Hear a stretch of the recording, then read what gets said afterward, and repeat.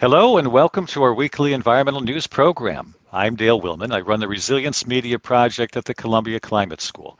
This program is being produced in cooperation with the Society of Environmental Journalists. SEJ sends out a daily email roundup of environmental news. It's free to subscribe. Look for it at sej.org. China is now seeding clouds in an effort to bring rain to drought-parched regions of that country. China has suffered a heat wave of unprecedented severity, along with a major drought.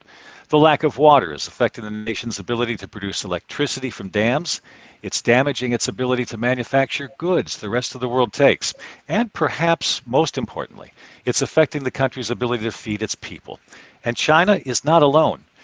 In the U.S., much of the western United States is facing a drought that some scientists suspect may become the new normal for the region. Much of Europe is in a drought that experts say could be the worst in 500 years. Russia, parts of South America, sub-Saharan Africa, all are facing drought conditions.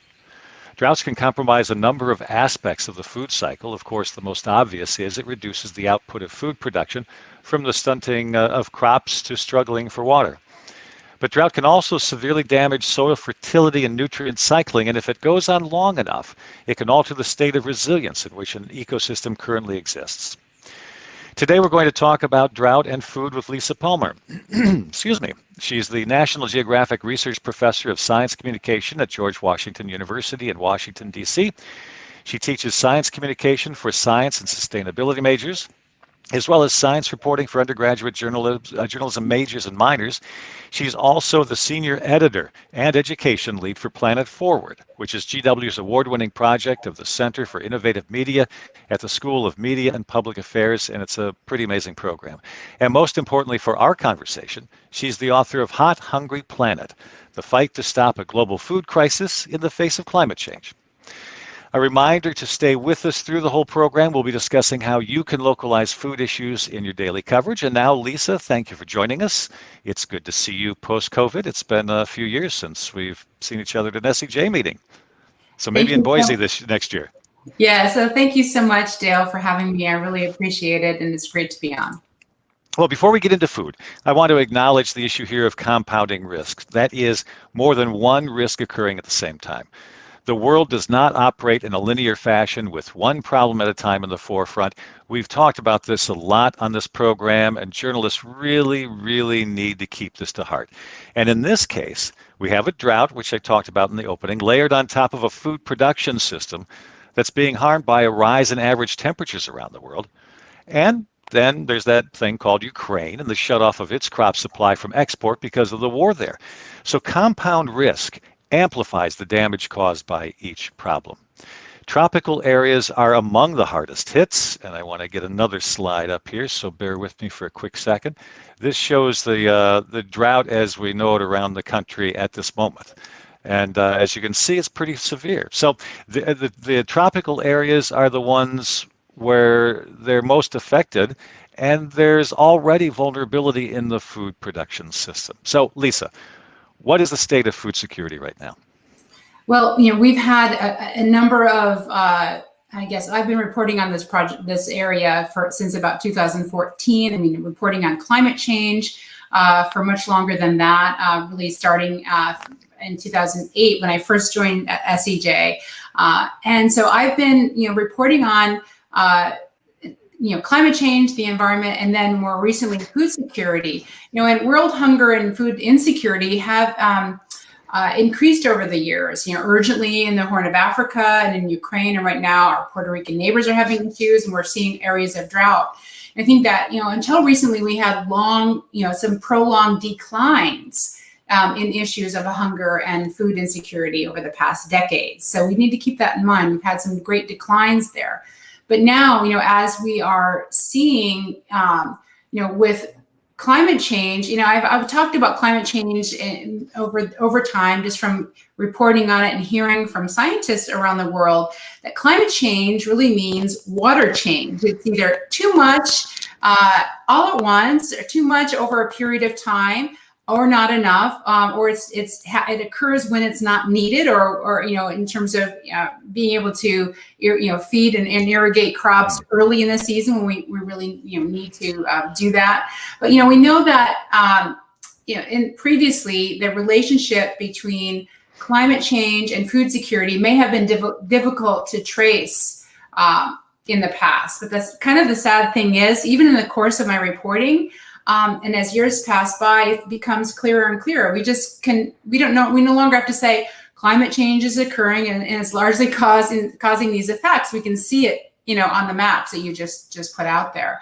So that's, something that I've, been reporting on and thinking about in recent years, and I continue to report and write on these issues, everything from, needing to irrigate crops in areas that have been able to even use glacial melt, in sort of northern India, for instance. But, this kind of compound risk is something that if you take away nothing else from this podcast, which I hope you will, or this live webcast, put that way, is to understand that we have this interlinkage, and we know that feeding the world under this increasing phase of environmental uncertainty without degrading the planet is really one of the greatest civilizational challenges of our time. So we know that to be true. And we also know that there's these cascaded of effects that in a relationship that are not necessarily apparent, but we need to move beyond the simple story. So I'm so glad you brought up this idea of like this compound risk, because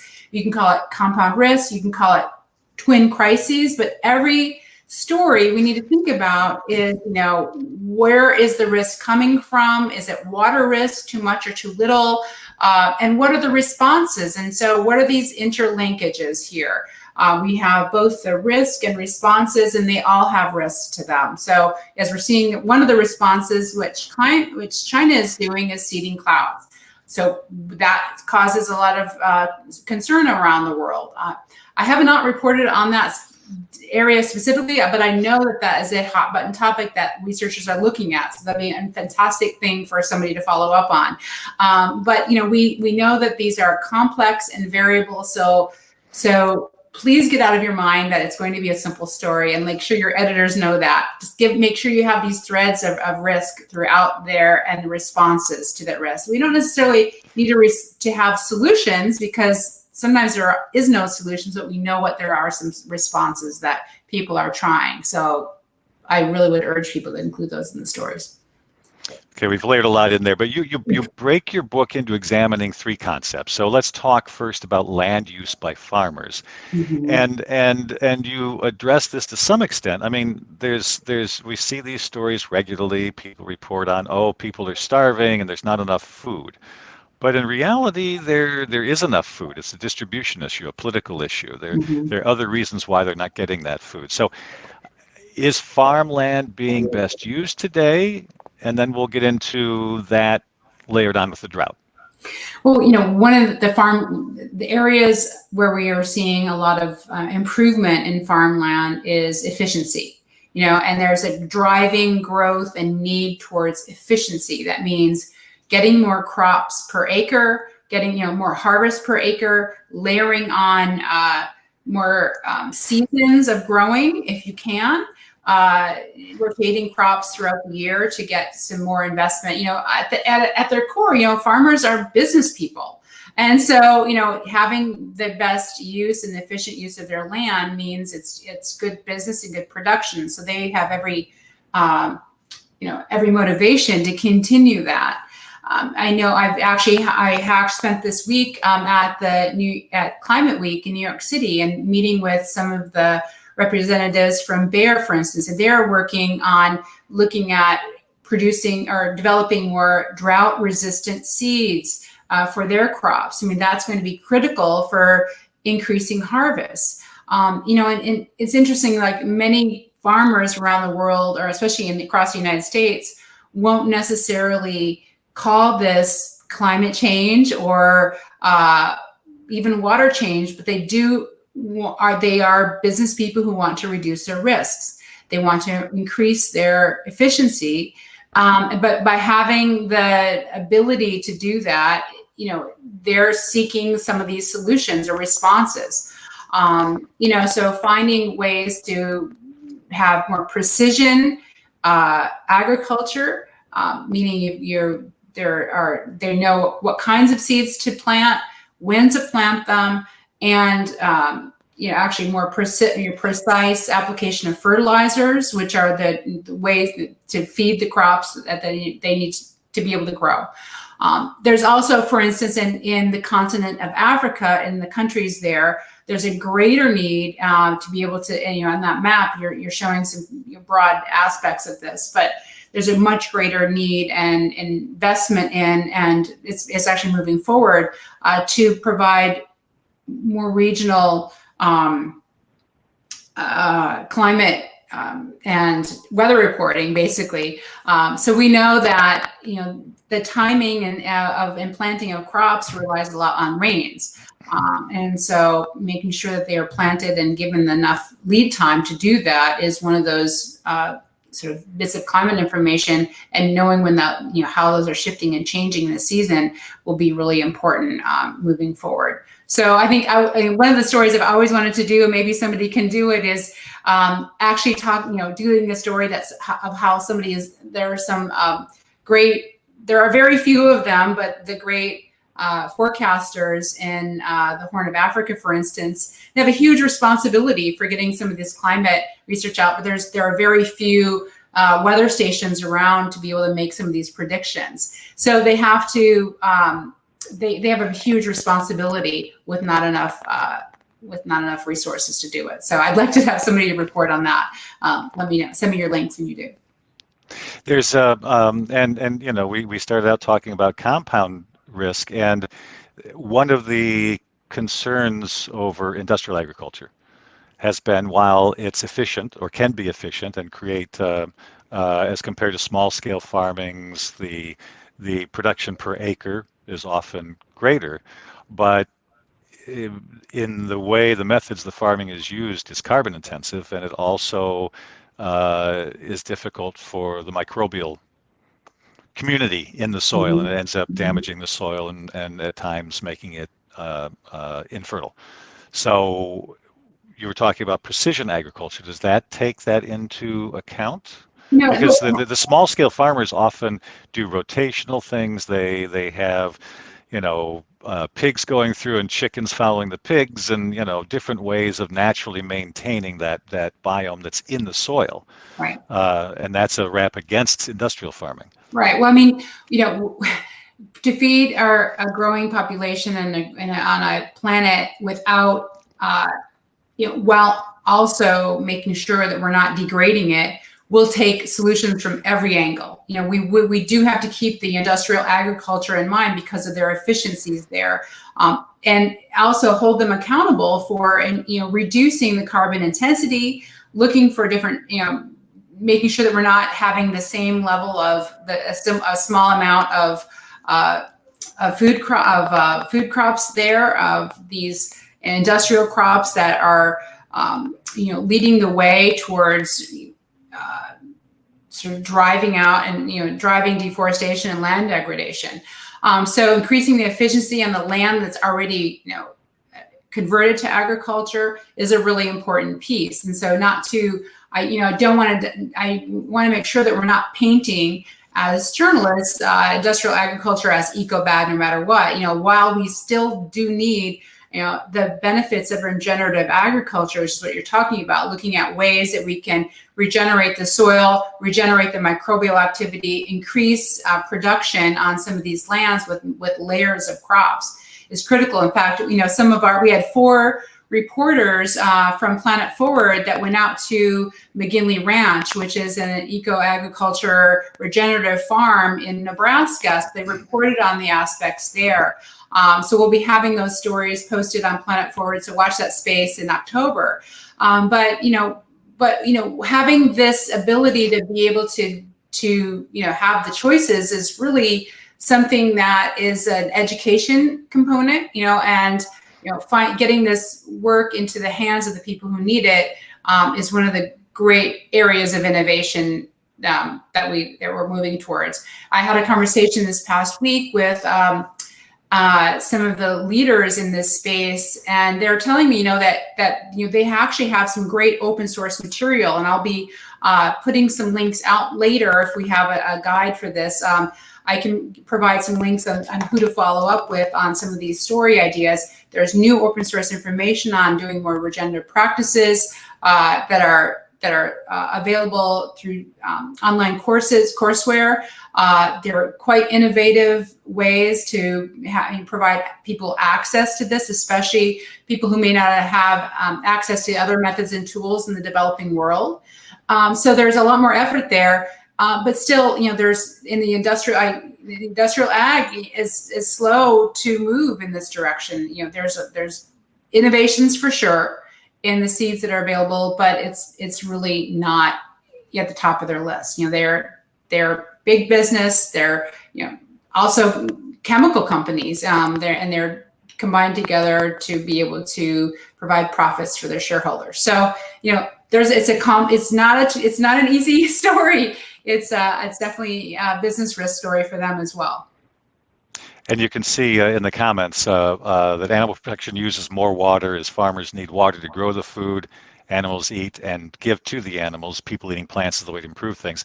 It's more complex than that as well, isn't it? I mean, it's not just water use, but it's also the feed that's used to feed animals rather than humans. So these are some of the other concerns, right? Can you talk a little bit about that eating up the food chain? Yeah, I mean, I think that we have, and I'm just trying to pull up here on my screen. So this is going to be one of those multitasking moments because I wanted to make sure I can speak adequately about this. But I was talking this week with some of the leading people who are working on the problem of developing new sources of protein. And how can we look at this in a way providing protein through alternative production, and people, everything from cultured meat or lab grown meat to other alternative sources of plant-based protein. And so this needs to scale up and urgently to be able to address these water issues. We are even in the and as I report in my book, we're in some places we are shipping basically our water to China by shipping them some of our feed like alfalfa to be able to feed and growing it here, or basically exporting water. So there's this really interesting water trade that happens around the trade of crops, and so that's another sort of global story. But localizing it to seeing how is your own water affected in your region, and it's a watershed issue. So if you think of it as a watershed to watershed, how does your local area line up with this? And it's hard to tell these stories on a global level. That's just why I kind of traveled around the world to spotlight some of the issues. So when I was in reporting from northern India in the Punjab state, actually I just received how you get one of those video or those memories messages on your phone with photos. I had one of those messages today or yesterday maybe. I was with farmers in Punjab state and walking through the rice paddy fields. I was there with a couple of people from the World Council for Sustainable Business, including some the sustainability leaders from Olam, which is a global food company, as well as some the farmers there. And one of the other journalists there were a couple of journalists with me actually fainted in the field. It was so hot. This is the time of year where there's rising heat and rising humidity, and it's also getting close to the time when they're going to be harvesting the crops. But I was talking to a farmer there who said he planted his crops, but was like this. He had his hands up like this. He didn't sleep for the first month of planting his crops in this new way that he was learning by keeping it more in a regenerative agriculture style of farming. So it was maybe something that they were able to do now because they have new access to sort of some new machinery, so they could actually plant the rice through the stubble of wheat crops that they kept in the soil to be able to absorb the moisture and to prevent the rice from being waterlogged. And so we've seen right now the immense flooding that's occurred just, in that same area north of there in Pakistan. The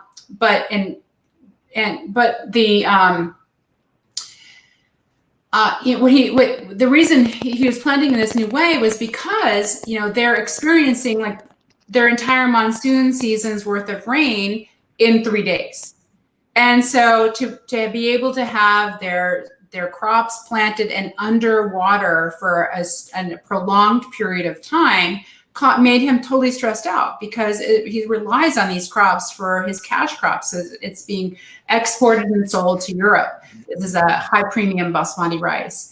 So, he told me that he was so delighted, and he could actually point, look at my crop and how well it's doing. It was about a foot taller than his neighbor's crop who wasn't using this. And he was so proud of this moment because he's also applying less fertilizer.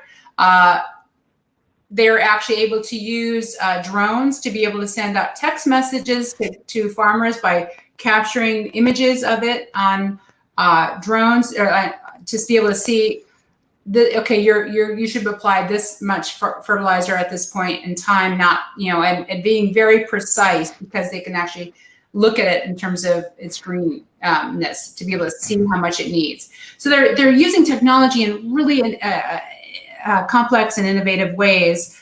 We're seeing that around the space. So technology is providing some inputs there, as well as sort of understanding what kind of crops to grow and the methods to growing. So innovations are happening. It definitely needs to scale up. And I know that there has been a growth in the climate smart agriculture that they're doing around the world in this space. While you talked about watersheds, and this is part of that complexity we've been talking about throughout this program, and the idea when I've worked with journalists on the concept of resilience science, to me it's the easiest way to describe that complexity is the shed system. So you talked about watersheds, but we're actually talking about food sheds. Mm-hmm. And when we get to talking about localizing these stories, one of the easiest ways to begin is think about food sheds. Where does your food come from? Absolutely. In fact, last week I was having lunch with a fellow professor at GW who also works at the EPA, whose work is actually one area that's scaling up, and happy to pass out the name afterwards. I don't have it right with me right now, the contact information, but they're actually looking to scale up food hubs.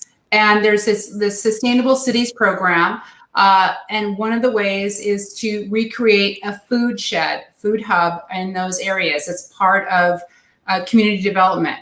And so food will be an increasing local story as we start to shift our crops and growing things more efficiently, but also shift to more production on the field in certain areas, layers of production that will be needed. Like, as you said, we need multiple things happening on our landscapes at once. And so, so that's one of the areas there. And they've actually, I think, are some of the areas that have received funding on this, so they will continue to grow. And explain a food hub a little more. The food hub is really looking at, finding ways to, or a food shed. New York has developed this quite well and extensively, meaning that, in the localized area, identifying what crops can grow and pipelines to market these crops. And I know that some of our local organic food markets are doing this, but we've also found that technology is helping. For instance, if you are a big national food chain, part of your supply chain is to just say, we're going to send our truck and get a semi truck of your carrots, and that will be what we put in our truck.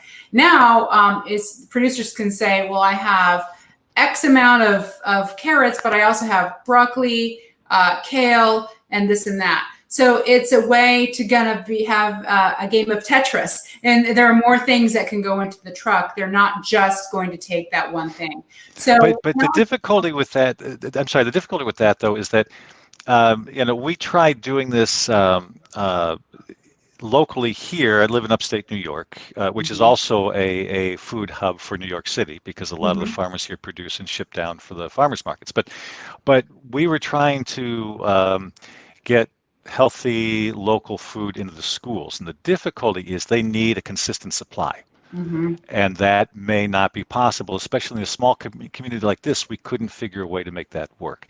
So is that not one? I like that image of Tetris and how to better pack a truck with what's available, but how does that respond to the desire of American shoppers that I want to have my avocados all year round, and I want to have my carrots all the time instead of eating seasonally? Right, and that's something we've seen a shift in for sure, and we're okay with buying some more ugly looking fruits and vegetables that we weren't maybe 5 years ago and 10 years. It's a marketing piece as well. So by understanding that, I think some of the food suppliers are taking that, but we haven't really made that complete shift. And that is definitely a barrier, an obstacle for some of these local groups to have. We do need consistency. By that, we also need to have a greater sense of market value for these local producers. They need to have a consistent order to be able to make these happen. And through some of the local networks saying, yes, we'll have this, but you might also get, I don't know, just fennel with the apple, and we'll make a fennel apple salad or something like that. So, you never know sometimes what it will be depending on the harvest. So it's not as consistent as knowing your item will be from a greenhouse, hothouse grown in Colombia or Mexico and sent to you at a very consistent rate. I'm pleased to see some of the stores around here having a local food section. So the large supermarket will have local food. So that sort of acknowledges that there are changes in what's available locally, but you can go to that section and buy food that was grown in your area. And I like that a lot. They also are providing more other local products on a basis that I haven't seen consistently in the past. We've got a local Italian bread maker who you can not only find their loaves in the store on certain days, but if you're not there before 11 in the morning, you don't get it because it's sold out. So it's exciting to see that sort of thing happen. And we're also, not only that, speaking of bread, there's, for instance, you can get rye now. You can buy rye that's made as a regenerative agricultural crop. I was at the Nature Conservancy dinner last night speaking with some of the leadership there. And, the regenerative agriculture is an important aspect as we're talking about. So some of it's just demanding as a consumer some of these products. We're not only going to eat one way. We'll have our bread made with, I can't actually eat, I'm bread with wheat because I'm celiac. And so I'm looking at alternative sources, alternative grains for that. I make my own bread using buckwheat groats, for instance, and quinoa. But others can make theirs with rye, and so we now have options for not just one way of production. And so having these available and having some local innovation, I think that's one of the areas that, especially in the developing world, I met and talked with some leaders in Mali, and you can actually see. I think we have it archived on Planet Forward, an interview. Some of the locals. It says youth there, or young youth, and there's 20s by them. Farmers who are looking to find ways to produce and, innovate by using technology and attracting more young people to the field. Because most young people want to be moving to jobs that will actually make their enrich their lives, help make a living, but also innovate. And so one of the ways to do that has been technology, using more precision ag and using some of these agricultural technologies to help make production and identify the foods that are able to connect with local communities. I want to get back to briefly to you were talking about India and the change in seasonally about how water arrives. I did a training. It was an interesting training with a guy named Bill Siemering, who's the grandfather of public radio, and he did this great training in Zambia. Mhm. And so it was a combination of a permaculture course Mhm. with a course on how to better cover these sorts of issues. And this just the thing to me, this was probably 12, 15 years ago. And the thing that shocked me was in the States, we were still talking about climate change as something elsewhere, something distant. But here we are down in sort of closer equatorial areas of the world, and they were describing their weather, their wet season having changed from gentle rains almost every day during the season, light, gentle rains, to massive downpour for a day or two, and then heat, essentially a drought for 2 or 3 weeks, and then a Mhm. massive downpour. So some of the permaculture techniques was teaching, okay, this is a great place in the land. Look at the swales and the way the land is shaped to put a retaining wall to collect some of that water to regenerate the aquifer beneath you so you still have water. So again, this is back to that compound risk thing, right? That Mhm. we're seeing a change in weather patterns that is in some cases drastically affecting how people can farm or if they're able to farm. Well, I've also been spending a lot of time in the last several years speaking with people who are living close to the land. In fact, the people who are living closest to the land are potentially the most resilient because they do have that front row seat to what's happening to them. It's not necessarily a mystery. And in many cultures, especially the Maori culture, which I had a wonderful 3 days with Rachel Petero, who has told me or of a Maori saying that we uh, walk into the future with our back first, or something like that. So we are facing the past, but we are moving into the future. We take lessons from the past, but it's the future is not going to look like the past. We are walking into the future with some lessons from what we're seeing in our everyday. So what you're explaining to me here is that the people who are living closest to the land are seeing this happen in front of them. So there are they've been originated. Innovators all along. But sometimes, the way that land has been developed or where they're now living versus where they were before, some of these stories have been lost on how to actually work with the land in a way that is innovative. So science is that's somewhere where we can use the lens of science to and learn from what's happening and learn some of the processes. So some of these lessons from science and permaculture, for instance, could help to add value to that. And that's where some of this open source course information has been quite useful to localized farmers. In the U.S., for instance, we have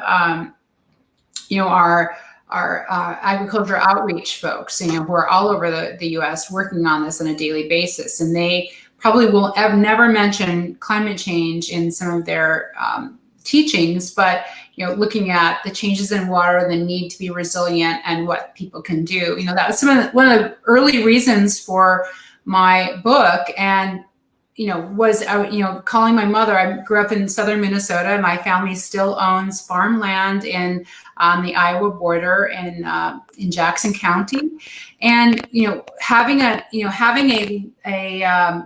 hearing from my mother who was talking about 100 head of cattle needing to be brought into production to the slaughterhouse, basically because they were dying from heat stroke. Well before they were ready, fully grown to do that, happening because it was, under, where they were out in the sun. It felt like, it feels like temperature of 115 degrees, something like that. And this is just something that farmers were seeing over and over again. They're not able to withstand some of these, heat, intense heat events, as well as having access to water. They're places they would normally be able to graze their cattle and provide them water had dried up. And so, these are real problems, and it was something that I'd seen over and over again, and the farmers just were like beside themselves with grief, not only financial grief, but also just seeing their hard work just be pulled from them so quickly in some of these extreme events that we're seeing more and more of. Well, and it's interesting because one of the things that they've talked about with the recession underway is that one thing that has been counterintuitive is that meat prices have dropped drastically in some cases, and it's dropped for exactly what you've outlined, is that they can't keep the cows on pasture, and so there's been a glut of meat going to the slaughterhouses, but that will change drastically as those animals that would have been there later in the year won't be, and then prices will go back up. So we're getting a lot of comments about we need to eat lower in the food chain, we need to eat more vegetables, less meat, and maybe something like this will encourage some people to do that. We do as we are well fed in the U.S. And we probably overeat more so than other places. Especially with rising obesity levels, and as more places around the world develop economically, as they should, and become more sort of have opportunities around them and grow, they will begin to eat more protein when they've maybe not had it in the past. But do they want to have the same diet as we have in the Western world? Probably not, because it is causing a lot of unhealthy aspects. And so I was able to spend some time with Gunhild Stordaland, who is the director of EAT. And that's an organization and that sort of was started from the Eat Lancet report. Again, looking and prompting folks to look at more of a plant-forward diet, a plant-forward menu. So there's certainly something we need to think about how our farmers are going to respond. So the markets will respond to what we need. So, but they need to respond in a way that will be financially viable. So what will that look like? What will the demand for food be going? It will respond. It may be slow, but it will respond to the market demands. And so, it hasn't really made sense with sort of the mosaic of crops that we produce in the U.S., but, we will continue to produce corn and soybean for the foreseeable future until the market tells us otherwise, farmers otherwise. Well, and that goes into food policy, which we'll get to in a second. I just wanted to point out Carmen Salazar's comment on screen right now about an organic farmer in Northern California who had to shut down because of low water, and pointing out, as we were talking, that you need to catch the water. You need to find ways to adapt to the way the climate is changing. So right. And a lot of the farmers I talk to, will be working on some of these regenerative processes, and they said they're not doing it for climate change. They're doing it to bank water. They see water as money. It is. They need to bank water and find it as something that will sustain them. Hitting this heat, the heat in California has just been astonishing. Carmen says 116 this summer. Yeah. And, we know that it's sustainably, increasing agriculture productivity and incomes is a critical piece of this. We need to make sure that farmers can still have a sustainable income. I'm sure it's affecting her income in an incredible way. Finding ways to adapt and build this resilience to climate change. That's sort of an adaptation, so we've got the food security adaptation piece. And then, finding ways that we can reduce or remove greenhouse gases in the meantime. So what are some ways that we can actually put carbon into the soil? I want to sort of modify. All about these complex stories. And I don't want to make it too complex, but it's useful to be educated about this and make sure that we're telling the whole story here. It's not just heat and how we respond. It's the whole system. Well, I want to modify something you said there about farmers still having sustainable income. I think a lot of them would love to start having a sustainable income. Yes. So that's all part of this too. The pricing is not very reflective of the costs for particularly the smaller farmers and Yeah, that's right. what it requires. I would have to say, in growing up in the Midwest, and having, farmers as my neighbors for many, many years, they are industrial farmers. They are the wealthiest in the counties, because of that reason. And they definitely have risks. But if you are in that part of the country, farmers are not looked upon poorly. They're looked upon as leaders. And because they are, producing for them, and as this maybe get into the next piece as well, they see themselves as producing food for the world. But as we know, they're producing food for us. There are other places around the world that are producing food for the world. And so it used to be the case that they were producing food for the world. Now they're producing they're producing crops for our gasoline, and crops for our Coca-Cola, our products. There are definitely improvements that could be made there. Well, and again, this goes back to the question of sustainability, and is that fashion of production sustainable in the long term for the land, for the carbon it produces, and all those sorts of things. I grew up in the midst of potato fields and corn fields in Ohio, and as you said, those who were more industrial in their approach did rather well. It's the smaller farmers that are trying to be stewards of the land in a way that we have greater understanding now, who are the ones who are sometimes struggling in making a living for this. I also want to point out that there's a quick comment on Facebook, someone asking if California will have flood years, and I would highly recommend the New York Times article 2 weeks ago now, the coming megastorm for California. So yes, this is one of the problems with the shift in climate and how our water and other things are going to be distributed around the world. So I want to get to comments and ways we can talk about journalists, how they can access these stories. But very quickly, if we can get into the whole policy angle. So that's the third element that you broke down in your book, Hot Hungry Planet, the idea of policy and or the lack of effective policy at this point to have this shift to a more sustainable agricultural world.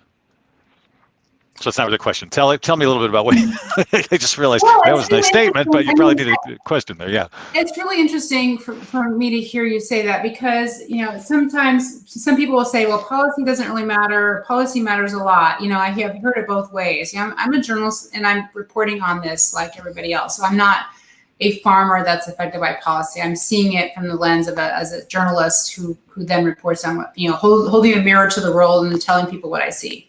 So, so from my experience in writing the book, and my book is as relevant today, and I'm not just saying this to sell my book because, it's not exactly flying off the shelves, but it's an important read to anyone who wants to really get a strong background in having these human-centered stories around, that are filled with tension and drama and narrative and clarity, brevity, and humanity, right? So, but it came out in 2017, right when Trump took office, and it wasn't flying off the shelves, probably for that reason, because it was really set to be put in the hands of people who were actually going to move this forward, getting all of the voices to the table. Well, now, actually, food is at the table. Food is now going to be one of the main threads at our next COP meeting. It was one of the main points at Climate Week. It's finally here. It was one of the things that I laid out in my book in 2017, that we need to see food at the table, in our climate talks. And it's now here because we're seeing the cascade of risks involved. It's a twin crises and a compounding one. We know that humans have really moved the life-supporting systems of our planet deep outside their buffer zones. That's something that I took away from working on this. And so we have really no choice. And if we were going to have sustainable future to start making some strong policy on this. So going back to how is policy affecting this? So that, having political people in office really stopped some of the progress on the food issue because of the last administration, for sure.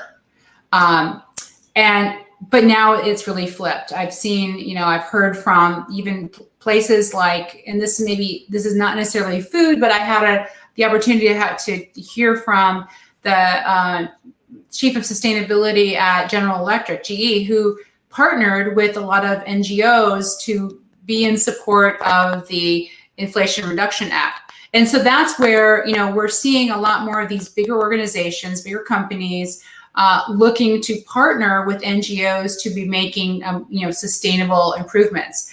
Last night I had dinner with the chief sustainability officer from Walmart, who's partnering with folks at the Nature Conservancy to look at more regenerative ways to produce for tuna production in the Marshall Islands. So we're seeing people doing this outside of policy, but it needs to be part of the lever, that helps make a sharp solution towards this.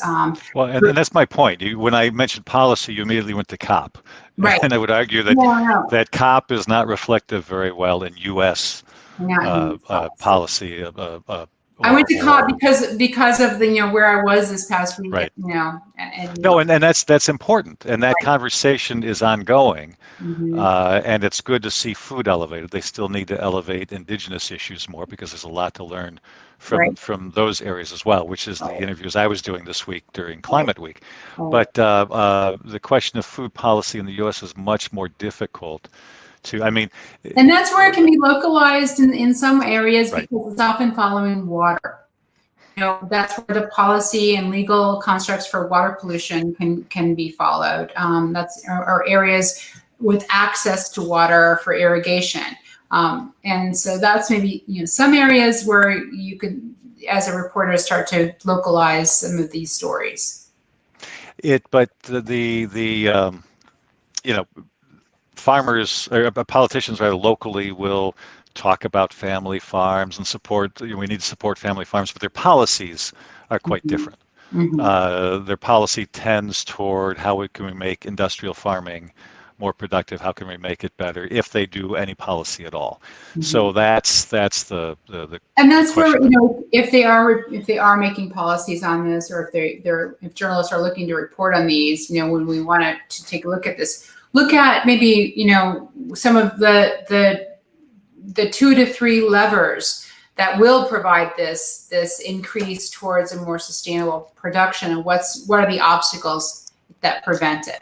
That would be some of the things. A lot of the NGOs have been doing a lot of work that are focused on ag, WWF, the Nature Conservancy, and the EDF, like all of those have been working on this to some capacity. So finding the local chapter there that maybe can provide you with some local context can help. So, hi, Chris.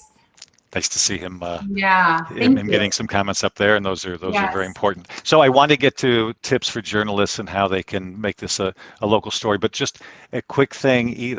This would be a good thing to end with. But let's talk about it here very quickly. The description for your book says you paint a hopeful picture of both the world we want to live in and the great leaps it will take to get there. Where do you find hope in this? Young people, indigenous voices, and women who get educated, where girls can read, and women who can plan and space the births of their children. This is what I mean by not having a very clear response to this story. We forget that around the world, women have a great deal of responsibility to feeding their communities. And what it looks like in the U.S. and what it looks like in Europe, for instance, around agriculture, doesn't necessarily look the same in other parts of the world. And where a lot of this is left behind are these innovators. Women have always been on the margins in many areas without the resources, and so they've found innovative ways to actually use their investments to not only produce more, but also find ways to add value to the products they produce. So, we found that, having the ability for women to be leaders in this space around the world has increased food security for their families, increased their levels of education, increased their family incomes as a result. So, that's one of the leverage points that should be, and it will be, a must-have going forward, is to have that ability. Even having women in leadership positions is very, very low globally. It's horrendous. It's astonishingly low.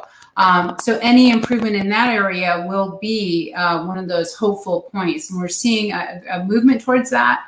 It's still incredibly low. Those are some of the must-haves that I see for a hopeful future. Having these twin crises with environmental security does give me pause. I mean, that's what's changed. I think some of the things that we're seeing in Ukraine, for instance.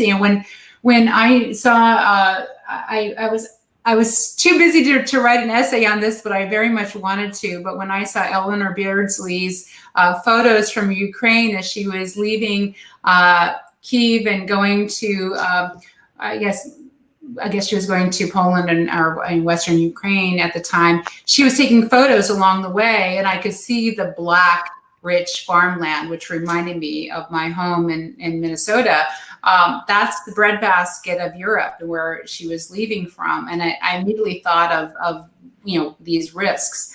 So we don't know when the next big shock, security shock will happen around the world, but having our food system set up to be able to withstand shocks will be some of the, as we saw, even with the COVID, we've got conflict, COVID, and climate, the three big crises here. Having our food system set up to be responsive to those will be a critical piece for our future. I don't think we realize how fragile our food systems are. We're seeing it now in the prices. And we saw it when we had the Arab Spring with rising wheat costs there, which I write about in my book if you want a little more of a background on that. But those rising wheat costs caused huge shifts in political landscape. So having an eye on that will be certainly an important piece of the story going forward. Well, when I was at the Ohio State University, I think we're legally required to say it that way now. When I was at school, I had a professor named George Demko, who was a demographer, and this was, gosh, I guess the 80s, and he had, he had a very clear point there that the research was in that if you want to reduce population numbers, if you want to increase food security and other things, the number one thing to do is educate women.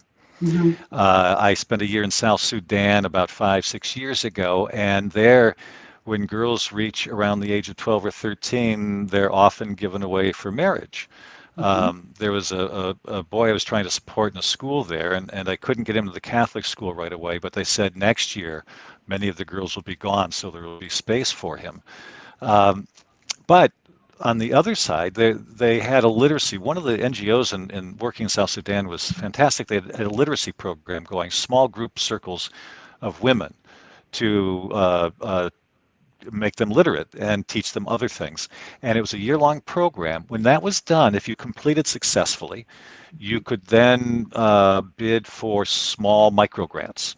And there were 2 women who had done this, that their community did not have a thresher. So sorghum, I think it is a big food crop there, but you need a thresher to grind it into flour, and or a grinder, I guess. And they didn't have one in their village, so they got a micro grant to do this. They became so successful in their work enterprise that, in their words, they spent their day drinking tea because they'd hired a young boy to run the machine. So this is, if we want to make quick and drastic change, that's one of the easiest things we can do. But let's talk about journalists now. We've gone long here, so we've touched on some things. So you had talked about cooperative extension agents. And for me, this is one of the first things journalists should do if they don't. They should know their cooperative extension agents. Every county has them throughout the U.S. Here in New York State, it's run through Ithaca. In Ohio, it's run through the Ohio State University, and they have a strong cooperative extension program. And as you said, they may not always acknowledge climate change, and some of them are adamantly against that, but they understand the challenges that agriculture is facing. Some of the programs, it's very individual. Some of them are very still focused on industrial agriculture, but many of them are very good in addressing small-scale farmers, small landholders, and helping them find ways to, through regenerative farming or some other methods, to be very successful in their work. Right, and I think that I agree with that. They're good communicators. They also will put you in touch with farmers that you can talk to in an interview. It's an excellent way to get good sources and a variety of sources, and you can tell them that you want a variety of people to talk to. As you know, you need to talk to a few different people to verify everything that you're hearing. So, as a journalist, I would absolutely go to your cooperative extension agents. In fact, I was talking to Henry Fountain of the New York Times, and that's where we were piecing out through with one of my classes that I was teaching. And that's what he did. He does is he goes to the extension agents and gets them to help him. So, it's wherever you are in your career, they will always, an extension agent can help you. I also wanted to mention that Megan Fallone, she was with Innoterra Ag, INNO, and then Terra, TERRA Ag. She's the Chief Impact Officer there. Also, she's the Director of Barefoot College International. And she's been one of those people who's been able to actually find ways to provide educational materials for the developing world. So if you're reporting on more development agriculture, she's one of those great people to connect with as well. And so, another piece for kind of localizing the reporting and thinking about that would be in the future. I was able to speak with some of the folks at Silverback Studios. They're a UK-based film production company. They are the ones who produced Planet Earth with David Attenborough. They've done some incredible work. They're now directing their efforts at providing open source, Creative Commons, evidence-based, science-based media that we'll be able to use as journalists to tell these stories. They're going to be rolling this out in a test over the next year. So if you want to contact me to be some of the first cohort to work with that, I'm happy to make the connection. I'll be working with him on doing some of that work and providing some of these test cases to see how we're going to be using that material before he scales it out. But it's providing this open source that you can then localize the information, providing the context for your readers and for your viewers, and it provides this gorgeous media. So it's visual storytelling to help to enhance some of the other maybe print or other podcast or multimedia work that you're doing. And as we know, visual storytelling is so impactful in this area because it seems so far away and not necessarily immediate, but when you can have it in front of you and see the effects and see the looks on the faces and have it be a human story, not just numbers or a map, although those are very good. It can put it into some much greater context and be more impactful. And a shout out to Climate Central and the folks there, because they also can offer some of those same things and data and other things that you can use in your local reporting. So they're an amazing organization as well. They are, and they have an incredible set of resources. So please check them out. I find them to be useful on so many levels. They don't. Go ahead. No, Lawrence on Facebook also has a much longer comment that's probably too big to put up, but one of the things he talks about, and that we should have touched on very briefly, but this is also another entryway for local journalists, is the idea of food waste. 30-40% of food is often wasted, and it goes into landfills and creates methane as it breaks down. And some communities have wonderful programs that will go to industrial users, supermarkets, restaurants, collect food waste compost, and turn it into great compost that people can use in their gardens. So does your community have something like that? Is there anybody talking about that? Saratoga Springs, near where I live, is currently talking about that. They've tried it also with waste grease from cookers and things. But that's a as well. So yeah. But that's a local way to get it. It's a way to get into the food issue, not just waste, but you can, it's a complex issue. And who's addressing it by you doing other types of things, drying, how are you able to preserve products rather than having them go to waste? How are you able to dry them and enhance and have it be a value-added piece to be able to retain some of the nutrition and then still have it as a crop to sell or a product to produce and get the economic benefits from? And something that you said earlier, and I meant to bring this up and I forgot, but it just popped into my head again. The idea of phenology. I founded and ran a local online newspaper more than 10 years ago now, at the time that it wasn't possible to make money. And I wish I was doing it now. But one of the things I wanted to do and was not able to was to have a section on phenology and have people, this is the data that people observe of the natural earth around them. And to have a place where you could begin to collect that, because that's useful in many different ways. Scientists not that long ago turned to Henry David Thoreau's journals because he had kept a strong journal of the first blossoming of this particular flower, the first appearance of this bird, and they've been using them to determine shifts in climate since that time. But phenology is a great way to mine stories, and one of the best groups of people who have consistently done this, well, two groups, gardeners and farmers. They are much more aware and more likely have journals documenting this stuff, and you can mine that for a lot of amazing stories. I know. Sometimes I go to find the oldest person who's a farmer, and see who has kept the records. Go meet with people. Go to those.